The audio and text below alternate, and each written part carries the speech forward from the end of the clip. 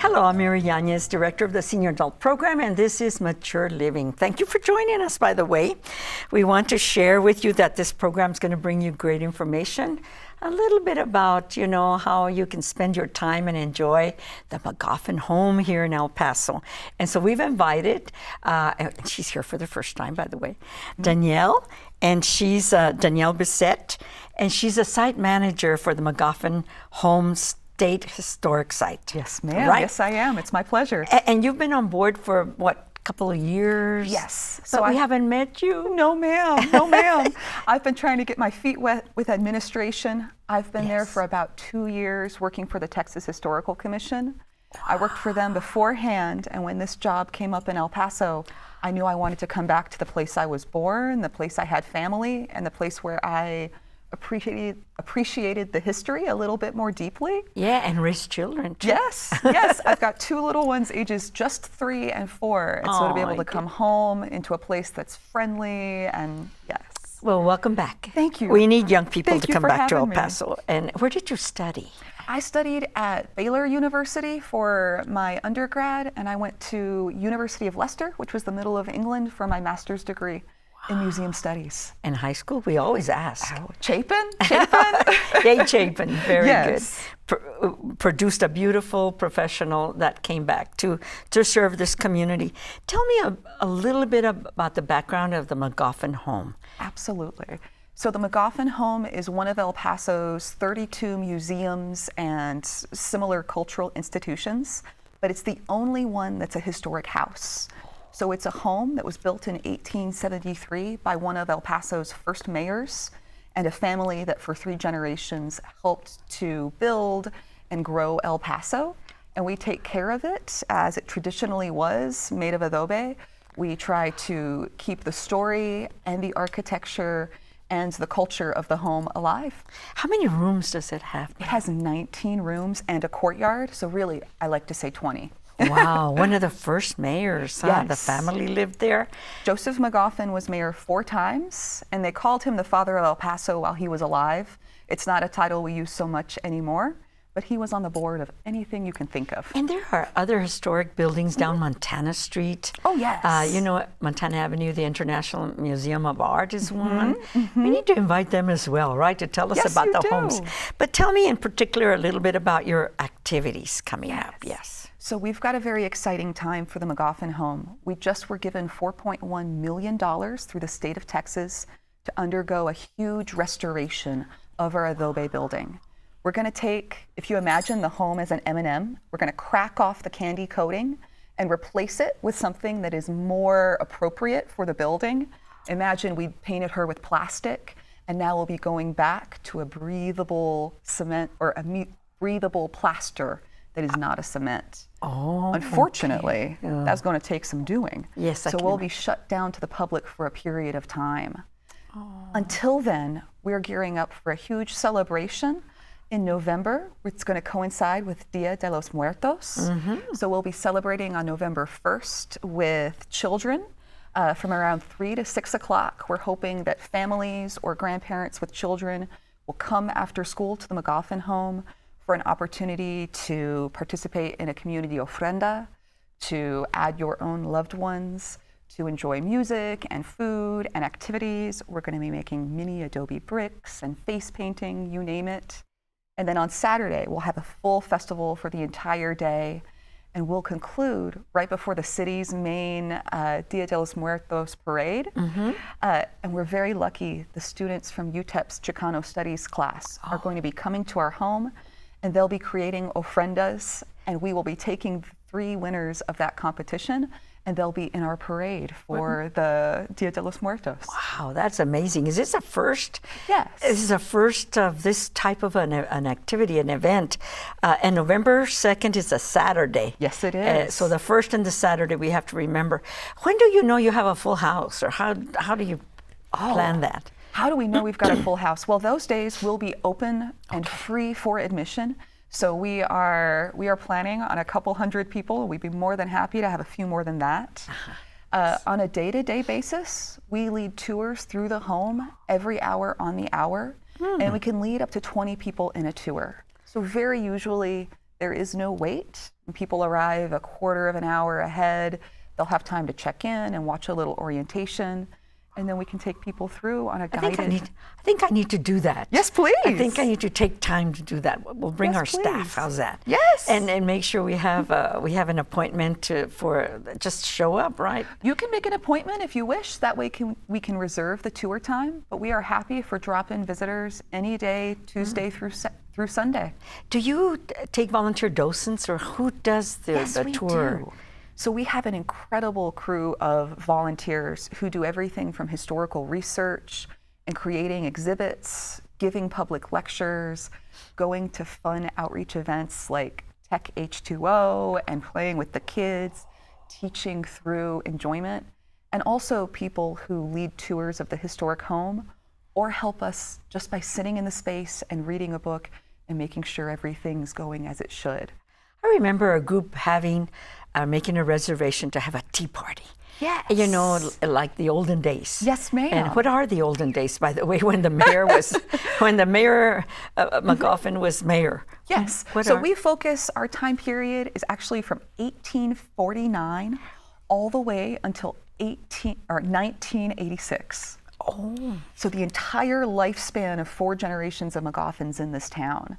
And so when you come visit us, we talk about the fort that used to be here before the buildings were built, all the way through the building of downtown that we know today. And Fort Bliss also has an old Fort Bliss kind of facade, or? Yes, ma'am. The old fort replica on Fort Bliss is a model of what used to be called Magoffinsville, which was the first little fort that was built here in El Paso in 1849. And it's just 8 blocks from the McGoffin home. So when you come and visit, we talk about that forefather. We give you instructions to be able to go and see the site. Yeah. It's right at the corner of McGoffin and Olive Street. So you can stand there and imagine those smelly men making those things happen. Yes. Those times. Yes. You're going to be doing some acting here pretty soon. And tell me about that. Yes. So we'll be having an event on Friday the 13th. This year, Friday the 13th is in September. Other years, as Friday the 13th falls in different months, will fall there. But we focus on the true deaths and more mortality-themed events that happen in the home. So people's passing, their funerals, their illnesses. I'll be portraying the wife of the American consul, Charlie Richardson. He lived in Paso del Norte with her for about 20 years. And his brother-in-law, her brother, was in charge of the McGoffin home. So when she became ill, that's where she passed away. So you'll have a chance to see me in my final hours as I expire on the couch. I know you're probably booked for that, but that's okay. We need to know and just get to know what y'all are working on, which are awesome kinds of events. A lot of our events do sell out ahead of time. So if you email us at magoffin-home@thc.texas.gov, we send out a once-a-month newsletter that has the dates and the ways to register. So anybody who gets that newsletter has a chance to register ahead of time, and you don't get sold out. There's a little newsletter, little booklet, El Paso Thrive. We need to get you on that. I don't know if you're already. Yes, ma'am. We try to contribute as much as we can. That's wonderful, and this is how El Paso works. Yeah. Is that there's no territorialism. No. Everybody invites and goes to everything. One of the things that I find is that most, local El Pasoans that are born and raised here don't know about the McGoffin home. They don't know about the International Museum of Art. We really don't get into really our history. And it has to be people that come from outside to try to share with us what we're all about. And so it's important for El Pasoans that were born and raised to go to these events and learn.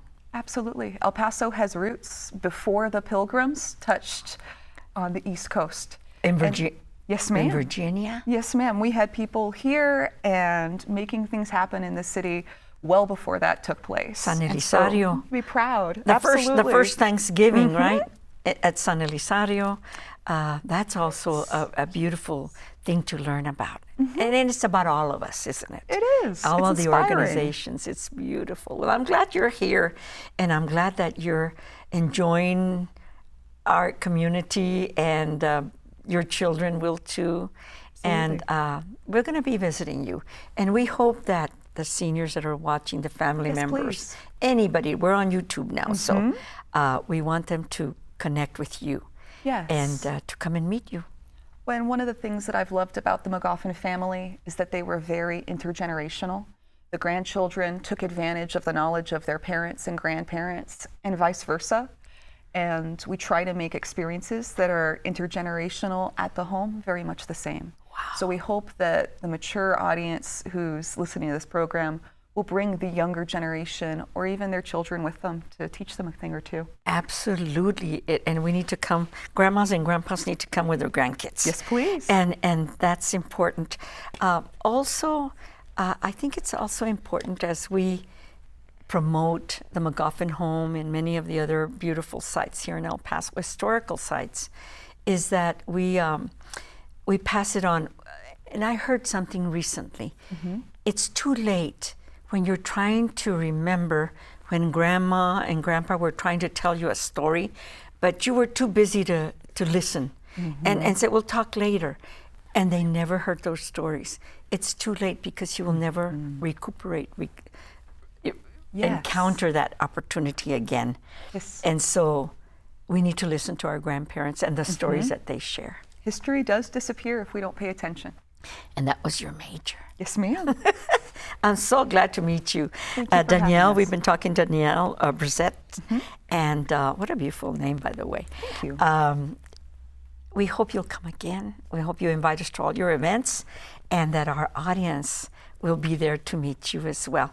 Your phone number one last time. Absolutely. You can reach the McGoffin Home by calling 915-533-5147 or by emailing mcgoffin-home@thc.texas.gov. And I hope we covered all the things that you wanted to share with our community. Yes, ma'am. Good, good. Okay, nice to meet you, You as well. and we'll see you again. Thank you for having me. Okay, well, thank you. We're going to be back with more guests, and we'll be chit-chatting here with Danielle.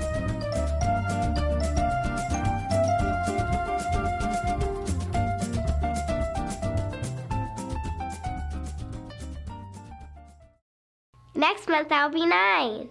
I'm going to the big game. I'm getting married soon. But sadly, they may never see these milestones. At least one person has died every single day on Texas roads since 2000. Every day.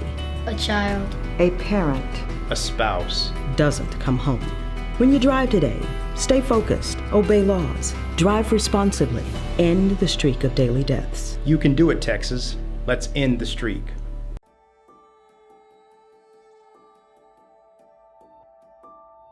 The lady on the phone was saying that she was my granddaughter. She needs help, and she hasn't got the money, and they're going to take her to jail. We went to the bank, got the money, and then the girl came over, picked it up, and then she took off. I was talking to somebody, and then I started babbling. Al called the Alzheimer's Association. They've had some wonderful classes. There was a support group there, too. Our primary referred us to a neurologist. The new working diagnosis is vascular cognitive impairment. But we will continue to be part of the Alzheimer's Association because they've been so supportive. Caregiving isn't easy. Reaching the Alzheimer's Association is.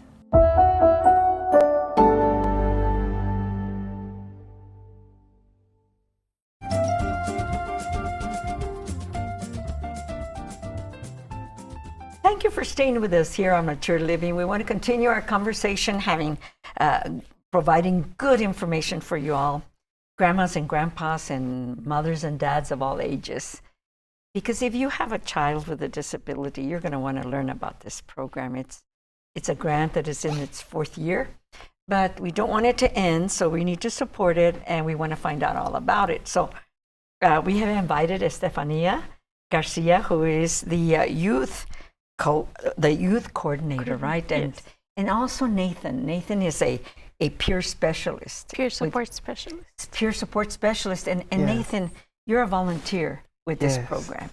But not only do you work with VOLAR, but you're also volunteering for this particular program. And Estefania, I know this is your first time. We want to get to meet you and just ask you, how long you've been with this grant, with this program, and, how you learned about it, how you applied for it, where you studied, and all that about you. So I'm a graduate in EPCC. I graduated with my certificate of business management, administrative office assistant. I graduated May of 2020. Wow, that's amazing. Well, good to have EPCC grads, right? Like Nathan as well. He graduated also from EPCC. And so tell me how you've discovered about this grant and how long you've been with the grant. So I've discovered this grant because I'm a former participant for the youth leadership program. Before it was at VOLAR. So I would go to VOLAR and participate. And one day we moved because we got an opportunity for a grant. So we moved to Children's Disabilities Information Coalition, where we have that grant, and I am the coordinator for that grant. Very good. So the Children's Disabilities Information Coalition, that's a big group of partners, right? Yes.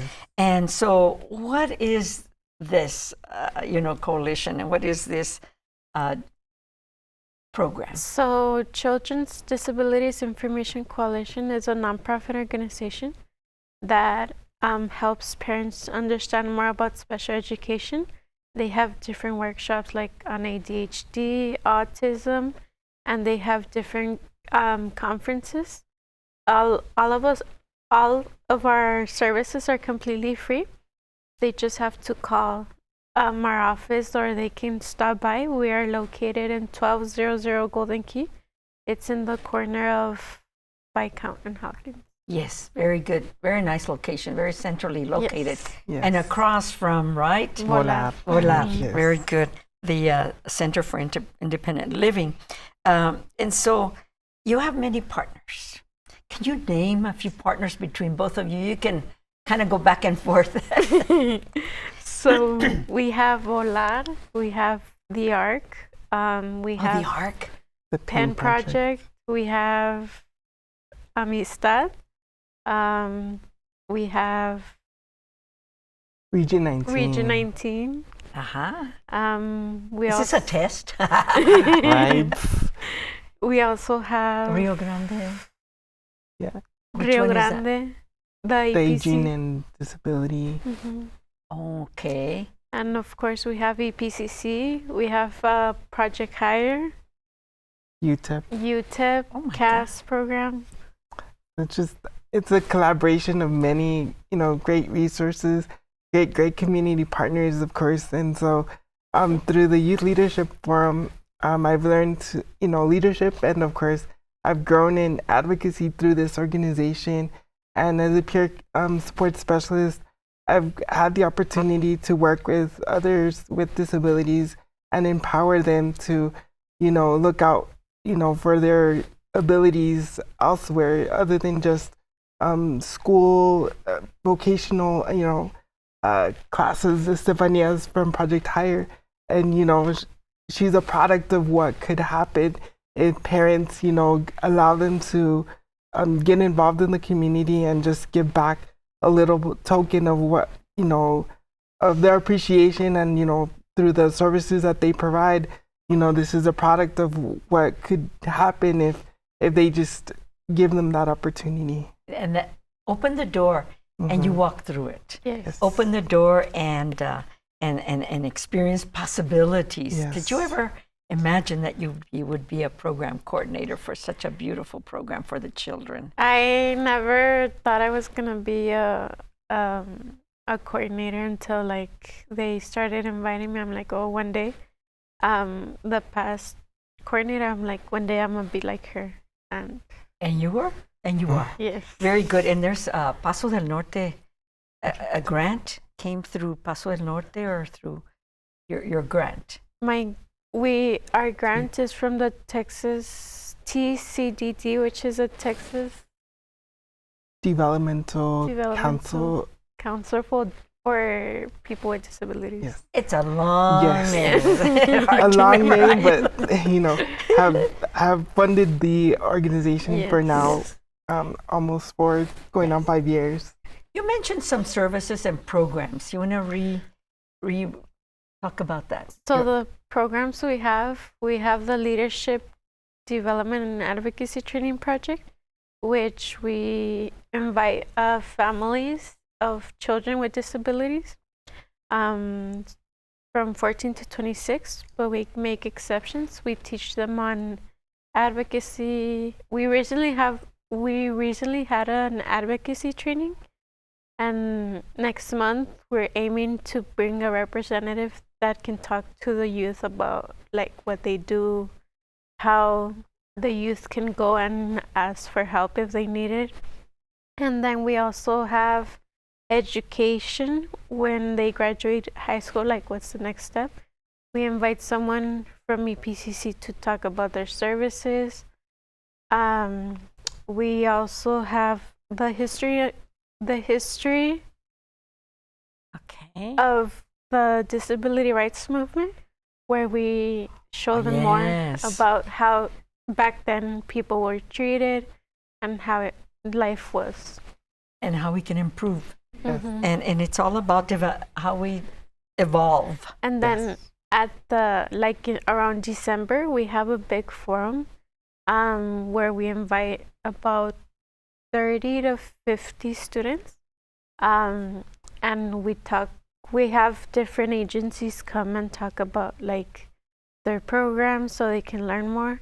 And it's not just about the presentations, but we try for them to see that they're not alone, that there's more people with disabilities.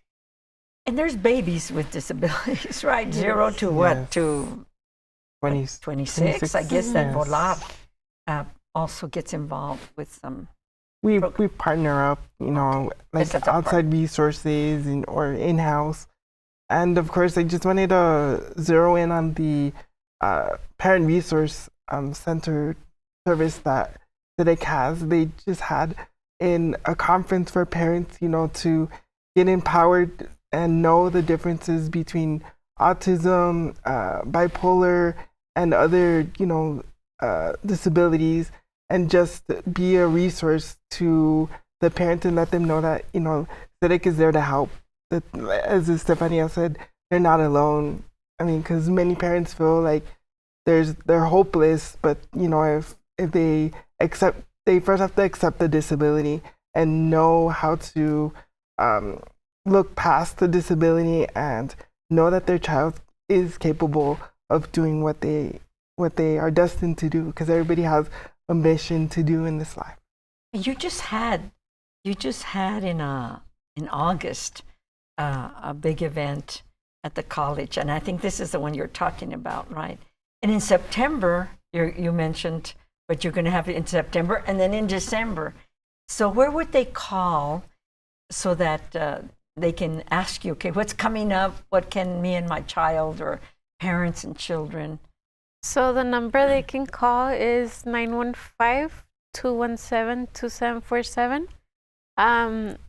And they can call to ask for me or my supervisor, Estefania Garcia, or my supervisor, Patricia Santibáñez, and they can get more information.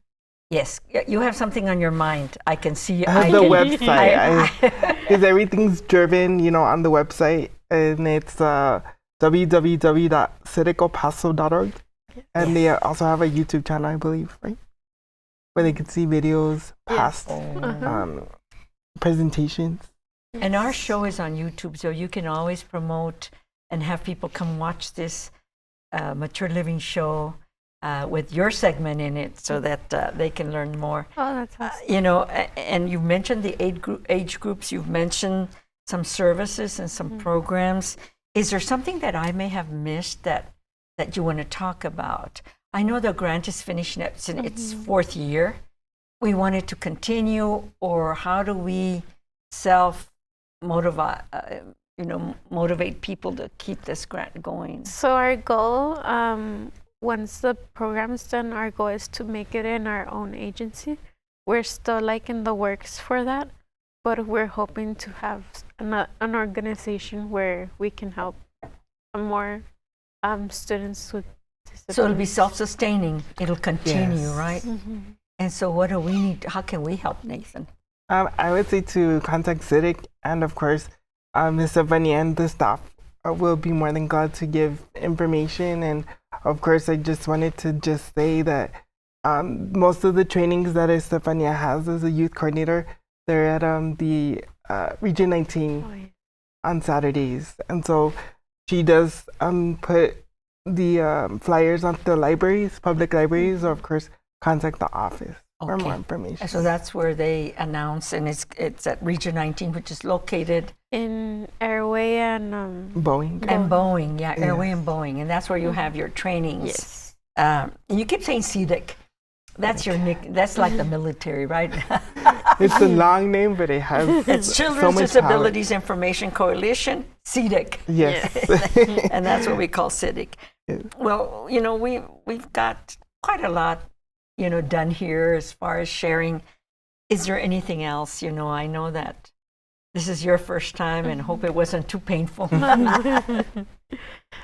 Yes, go ahead and mention something you may have said. Oh, I should have said. We always think, oh, why didn't I mention this? Well, I just wanted to invite everyone to come and to support us and to join our classes. They're open, like I said, they're open to everyone once a month. Okay. They're open to everyone, Nathan. Once a month on a Saturday. Yeah. Once a month on a Saturday. And it's usually the same Saturday of the month, or it varies. So like we had our past EPCC tour. So that was not on a Saturday. It was during the week because I think Saturdays are not like good. Yeah. You want to show the population of students. Yeah. And so we're going to give that number one more time, 915-217. You almost got it. 2747. I like that. So 915-217-2747. Yes. That's kind of a neat number to have. And there's a web page. Yes. CDIC. ElPaso.org. ElPaso.org. Thank you so much for being with us, guys. You're a good team. And come back again. Yes. And I'm sure that the other national stations will want you to talk about your program. Yes. We need to help our families with children with disabilities. Yes. Okay, keep Thank growing. You. Yes. Thank you. Keep growing. Okay. And that's it for this week. Thank you for watching Mature Living. We'll see you all next week.